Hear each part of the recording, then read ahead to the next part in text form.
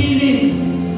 Mananatili kami, Panginoon, sa dakong ito na nasa ilalim ng iyong lihim mo, Diyos. Kaya ngayong umaga, Panginoon, salamat sapagkat ikaw ang Diyos na napakabuti. Ikaw ang Diyos na buhay sa dakong ito, Panginoon. Hindi ka nagkulang sa amin, O Diyos. Bagamat kami nagkukulang sa iyo, Panginoon, ngunit ang iyong katapatan ay nananatili sa amin upang aming maranasan ang lilim ng iyong kapangyarihan, O Diyos. Ang lilim ng maramay mong pakpak, Panginoon, ay suma sa amin. O maraming salamat, Panginoon.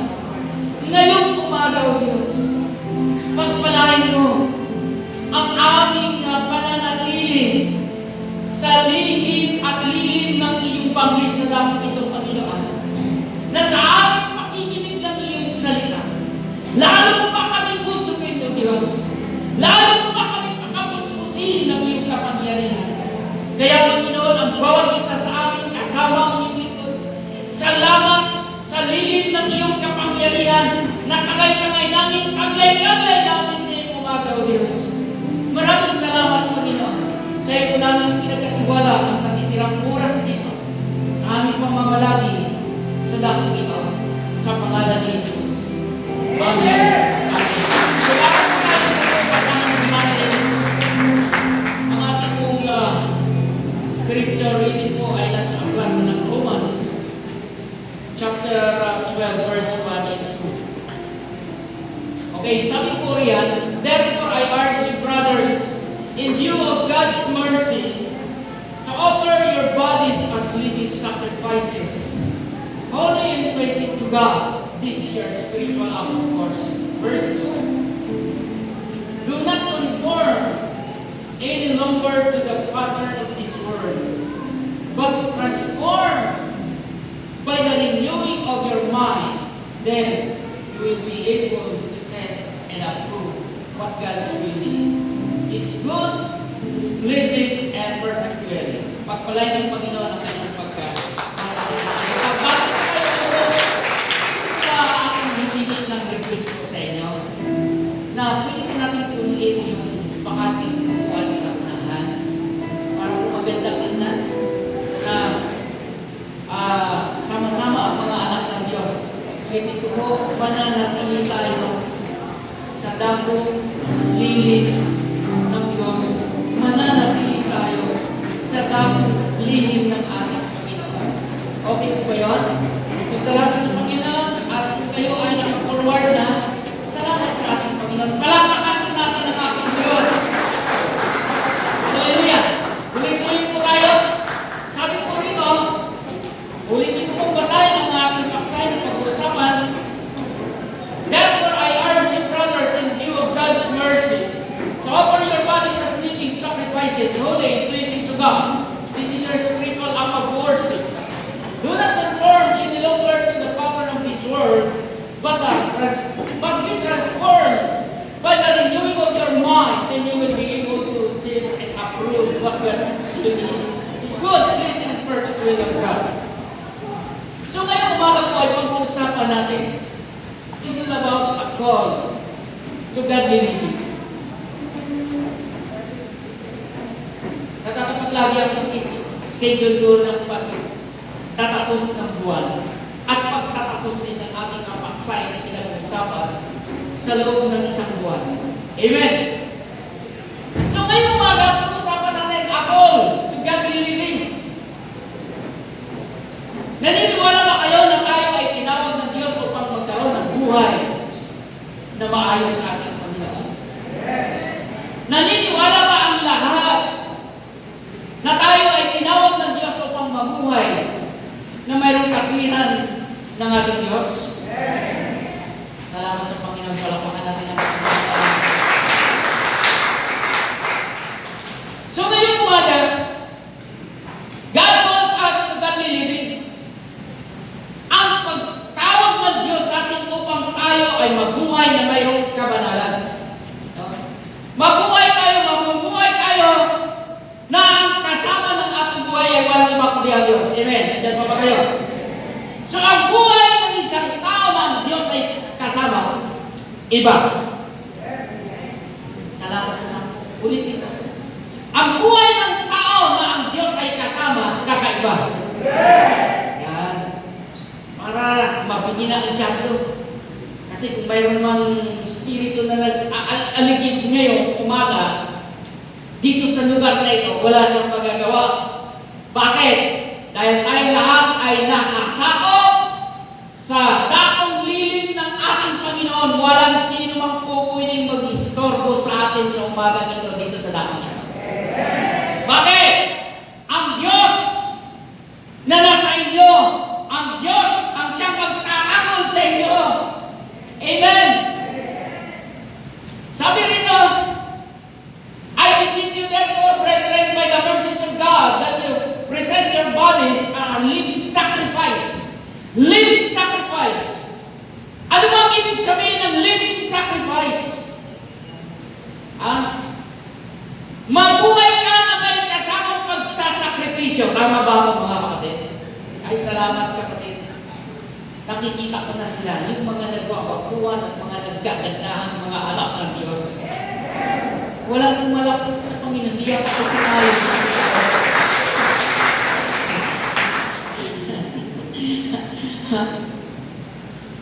Di ba kayo naniniwala sa sarili niyo? Nagwapo kayo?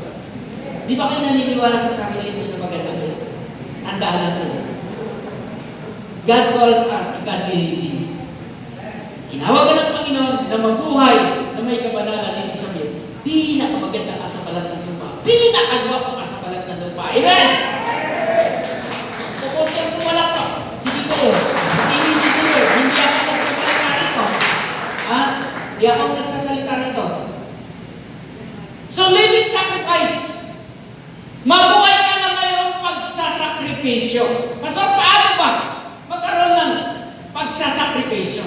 Alam niyo mga kaibigan, mga kapatid, ang mga Kristiyano ay may battle. May labanan.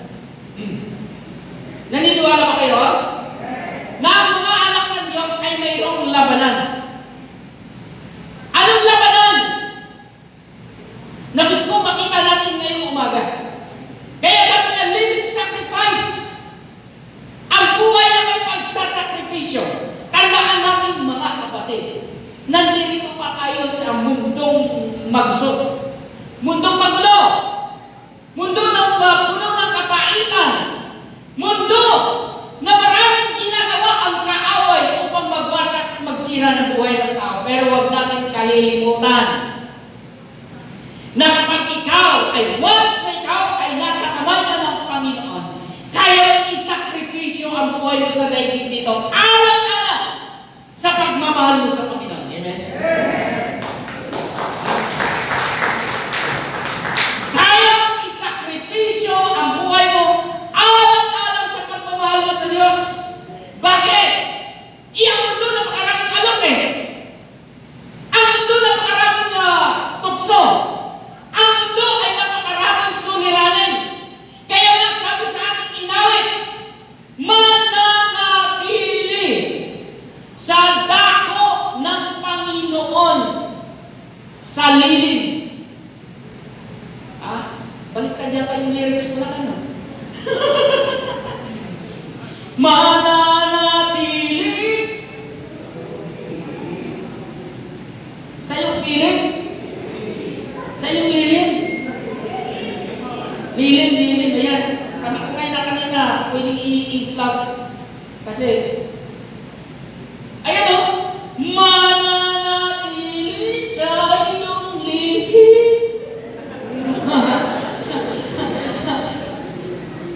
Gusto mo ba nakakmata ako? Pinakakaman ko na kayo. Kasi, wala nang malulungkot sa buhay ng tao. Kaya sabi niya, mananatili sa iyong lihim. Lihim mo na sa baba. Ayun naman, tapos na yung lihim eh. Sa sigat, live niya lihim. Sa unahan, lilim. Nalilito tuloy ako sa inyo. Mananatili sa iyong lihim. Ah. Yun! Sige. Mananatili sa iyong lihim at sasapahin ka sa dako. Yun, tumama rin sa wakas. O, ang kasunod. Mananatili sa iyong lihim. Lihim. Nabubulit na naman siguro. Okay. Sa pangatlo, mananatili sa iyong lihim nang masumpungan ka sa dakong lihim. Tanawin natin ang ating buhay ngayong umaga sa isang pagsasakripisyo sa ibabaw ng mundo ito. Na kapag wala ang Panginoon sa'yo, mahirap magkaroon ng isang buhay na makatwiran sa harapan ng Diyos. Pero tandaan natin, yung una na yan, nalilim na yan, mayroong ibang translation yan eh. Sa ilalim ng kanyang bagis, sa malabay niyang pakpak. Sisilong sa ilalim ng kanyang malabay na pakpak. So gusto ko makita natin na ang buhay natin ito, na kapag wala ang Diyos na gumagawa sa atin, hindi tayo makakagawa nito. Kaya sabi niya, living sacrifice. Kasama sa mundong ito na ang buhay natin ay may pagsasakripisyo. Kung kinakailangan ay iwanan mo na yung bagay na hindi mo kaya iwanan mo na yan. Isakripisyo mo yung pagmamahal mo sa mundong ito na hindi naman mapapakinabangan. Alin ang mabuti? Yung pagmamahal mo sa Panginoon na mailagay ka sa kanyang lilim na pakpak. O yung buhay mo na mailagay o malagay sa alanganin sa daigdig nito. Masarap ang buhay na malagay ka sa ilalim ng lilim ng kanyang pakpak.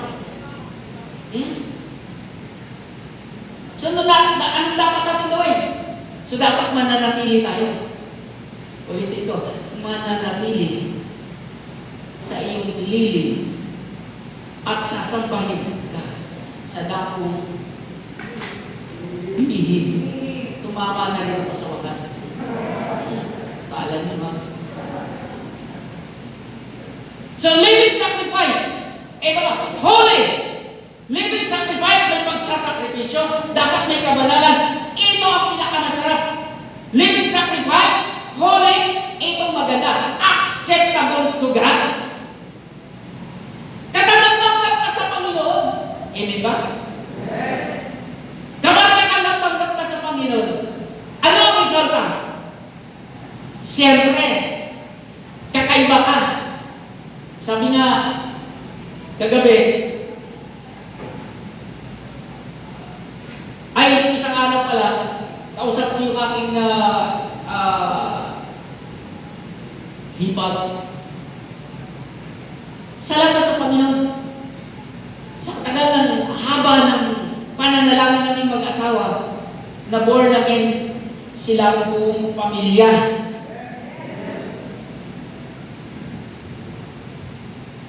Eh, nakakalungkot, hindi sila rito dumadalo. Sabi ko, okay lang. Kahit hindi kayo dumalo rito dahil sila yung inalagaan namin sa panalangin, ito yung magkikita, binabahagi ang salita ng Diyos. Bandang dulo nagsipagtanggap sila. Ngayon,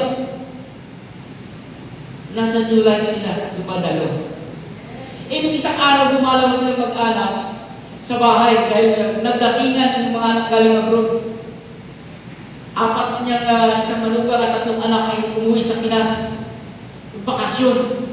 Abay, dinalaw kami sa bahay. Sabi ko sa kanila, ito tandaan ninyo. Simula ng inyong masumpungan ang Diyos sa buhay ninyo, kakaiba na kayo. Pati yung bayaw ko na grabe suga sa lahat ng bisyo sa pagkat ito. Ngayon, ang hawak-hawak, dati-dati ang hawak, baraha, dati-dati ang hawak, reed horse, dati-dati ang hawak, 4 kantos, dati-dati ang hawak, manok.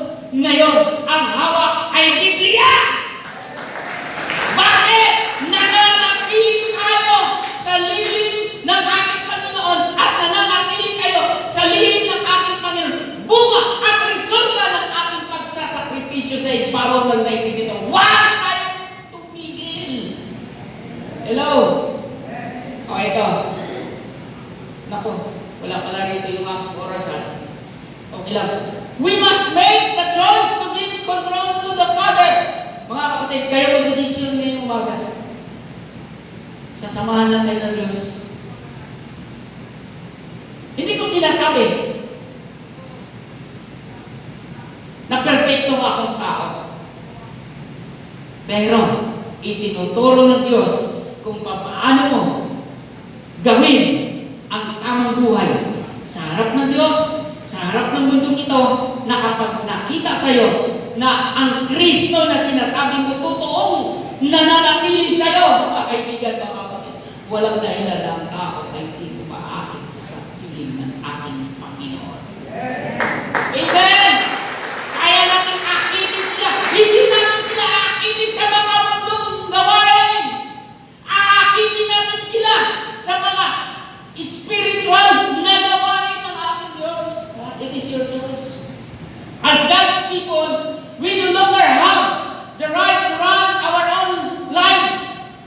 Sa tingin nyo kaya nyo matakbuhin ang buhay nyo sa daigdig nito? Sa tingin nyo kaya nyo na ang buhay ninyo without God ay kaya natin patakbuhin? Hindi! Mapapahamak kayo lahat, pero ito ang linaw ng sabi ng Diyos. But He still allows us to choose whether or not to surrender. Kayo ang magdesisyon. Susuko kayo sa Diyos o hindi? Ibibigay mo ang lahat sa Diyos o hindi? Ito. Your entire being, including your mind, your will, and emotion should be yielded to God. Malinaw ba, kapatid? Ilagay natin sa pamamahala ng Diyos ang ating buhay. Amen ba? Ilagay natin ang buhay natin na ang Diyos ang namumuno sa atin. Hello? Andiyan pa ba kayo? Eto, sabi niya rito, we are called to be living sacrifices. Hindi ko na bibigyan ng yan kasi kanina nabigyan ko na ng yan. The Apostle also urges believers to be holy sacrifices. Ito naman. Holy sacrifices. Yung kabanalan. Sa tingin nyo kaya, kung ang Diyos ay hindi namatay sa cross, si Kristo hindi namatay sa cross, magkaroon kaya tayo ng kabanalan? Sumagot naman ko kayo. Tatanong naman ako. Hindi. Si Kristo namatay sa dako ng pagdurusa doon sa krus para ipakita sa atin na sa pamamagitan ng kanyang kamatayan ang tao na magbalik loob sa Diyos ay kayang mabuhay na may kabanalan. Amen. Ano sabi sa 1 Peter? Be holy because our God is holy. Romans chapter 12 verse 1, I beseech you therefore, brethren, by the mercies of God, that you present your bodies a living sacrifice, holy, acceptable to God, which is your reasonable service, or sa ibang solid spiritual act of worship. Ito, our lives should be acceptable to God. Katanggap-tanggap pa sa Diyos ang ating buhay. Ulitin ko, katanggap-tanggap pa sa Diyos ang ating buhay. Sabi rito, Romans chapter 12 pa rin, iyan ang sabi niya, acceptable, which is your spiritual act of service. A godly lifestyle will attract some people to you. Oh, maganda to. And it will drive others away. Maraming tao na ma-attract sa atin. Magtatanong, bakit ito si brother? Bakit ito si sister? Pag-isip sa umaga, wala kang ginagawa sa kanilang tahanan, kundi pagsigawan, maghabulan. Pero bakit itong 2 linggo, 3 buwan, napapansin mo yata sa kanto, parang napatahimik na kalabay. Ano ang na-observe nila? Ano yung nakikita nila? May pagbabago. Parang hindi yata kayo sumasagot. Alam mo ba kayo? Masaya nga ako dito. Kayo naman ba no? Tinatanong ko kanina. So na-observe para nila na nag-iba ang takbo ng inyong sambahayan sa loob ng inyong tahanan. Bakit? Naging tahimik na dating magulo. Na-observe para nila ay naging tahimik. So ano ang ibig sabihin? Ano ang kanyang nakita? May kakaibang nangyayari nito.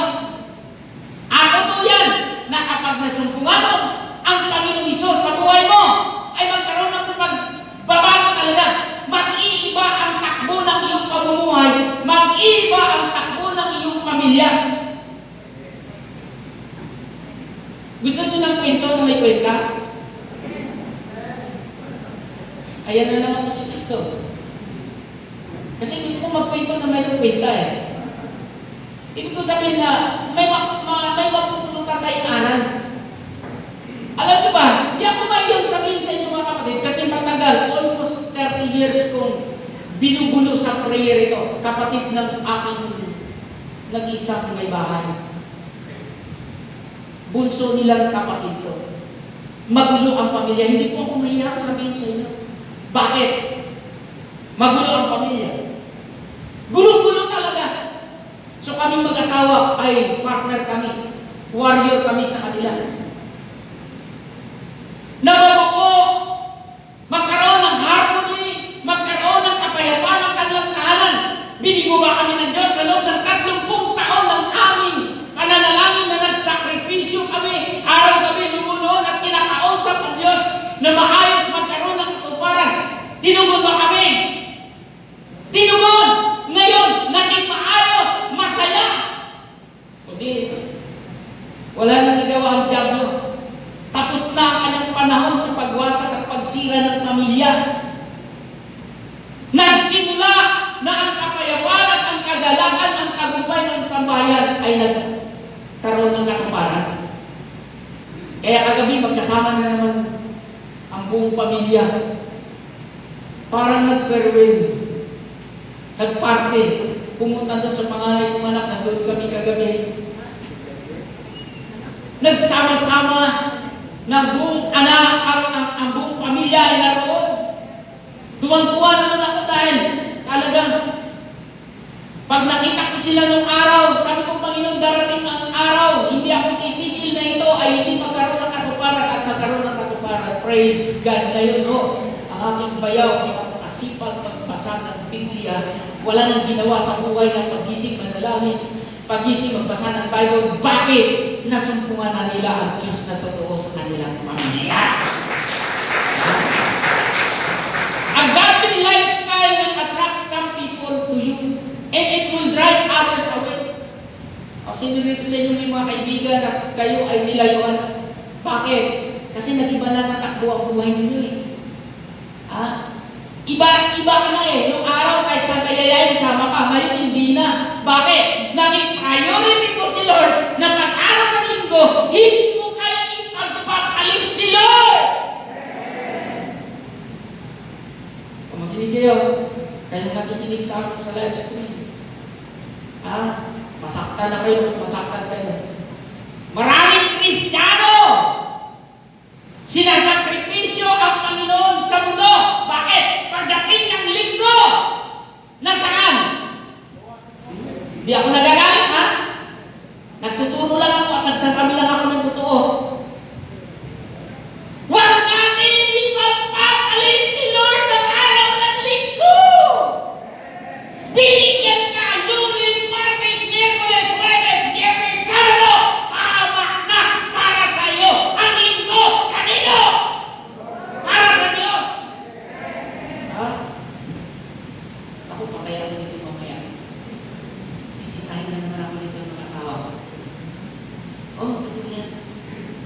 May bantay ako rito eh.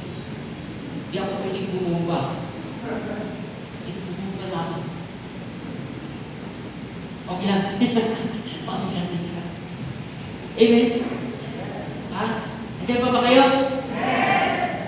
Hindi na palimutin niyo ako. I-unfriend niyo ako sa FB.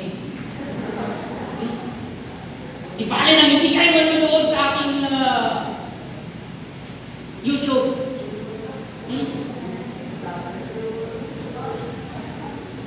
Ipaalin na! Di nyo panoorin ang preaching ko sa YouTube. Di nyo panoorin ang preaching ko sa FB. Mahalaga na sasabihin ko ang totoo. Bakit? Kailangan mo malaman sa mundong ito na i-priority namin ang Diyos sa buhay natin. Kasi kapag naisang tabi natin sa Diyos, sino ang lugi? Sino ang talo? Hindi naman ang Diyos eh. Ikaw! Amen? Palakpakan natin na sa atin natin. Salamat ng dito ka. So, alam ko, ilan sa inyo may mga importante lakad pero bakit hindi nyo na yung naiintindihan mo ang buhay bilang isang Kristiyano mananampalataya. Si Kristo lamang ang kailangan natin. Amen? Amen? Si Kristo lamang ang kailangan natin. Those who live in a godly manner will face conflict with the world.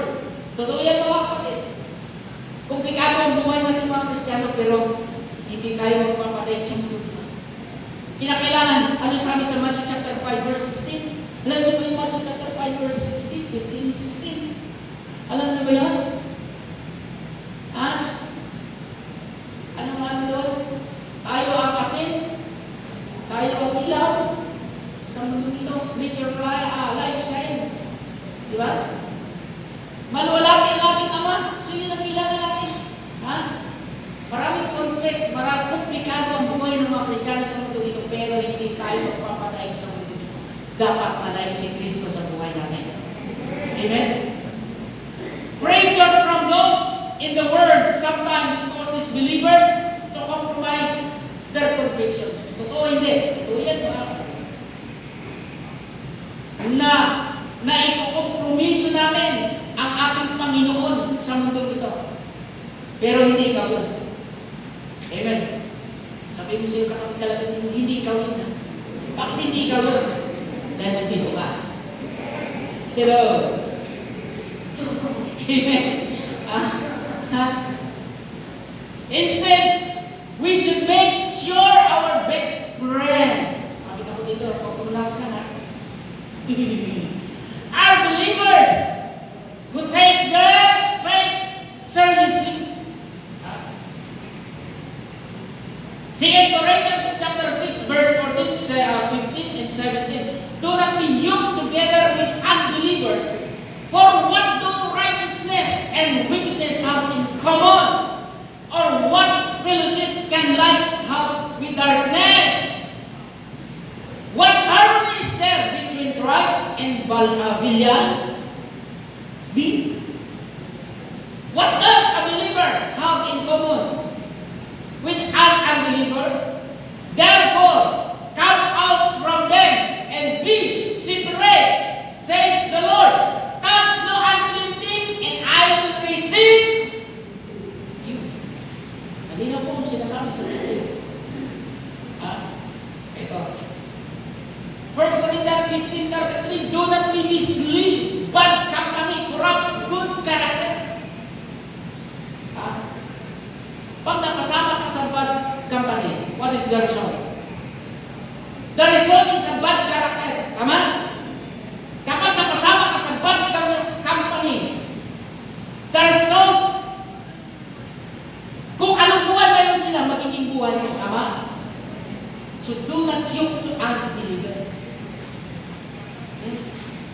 Gusto ko sana sabihin mga kadalagan, mga kabinataan, makasaktan kayo, okay lang, saktan kayo. At hindi na ako papansinin, bawat pagkatapos ito, okay lang.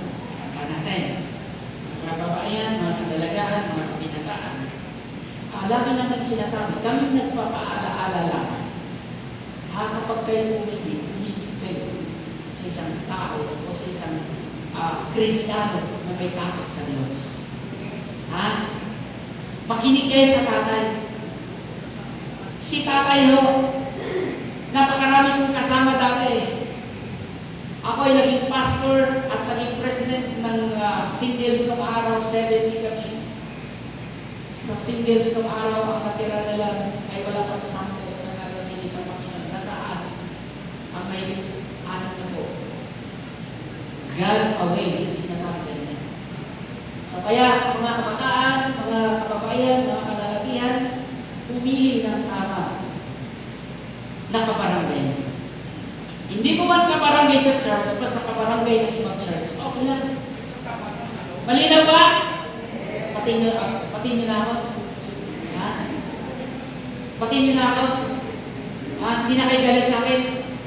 Salamat sa Panginoon. Ito, mag-alala. Excellent naman ito eh. 2 oras pa lang eh. 2 oras sa baka na. Wala pa na. Dapat. Okay. Walmart's believers, do not be conformed to this world. Hinarningan ni Pablo. Ang mga mananampalataya, to resist conforming to the world's image, you must be transformed by the renewal of your mind. So, kinakailangan mo, di ba, takbo ng ating isipan. So, eto. Verse 2. Do not conform any longer to the pattern of this world, but be transformed by the renewal of your mind. Then you will be able to fix and approve what God's will is good, pleasing, and perfect will of God. But how? Paano ba? Fill your mind with Scripture. Ito pala sikreto eh. Dapat ang isip natin ay mapuspos, mapuno ng salita ng Diyos. Tama ba ako? Ha? Paano? Fill your mind with the Scripture. Oh. Dito sa atin, sa Church of God's Miracles, mula Lunes hanggang Sabado, wala tayong kamala. Mula umaga, tanghali, gabi, saan ka? Pwede ka sa gabi. Puluin mo ang isip mo ng salita ng Diyos. Practice the presence of the Lord. Sanayin natin ang ating sarili na ang presensya ng Panginoon ay mamalagi. Hebrews 13:5, nature cannot be without covetousness. Be content with such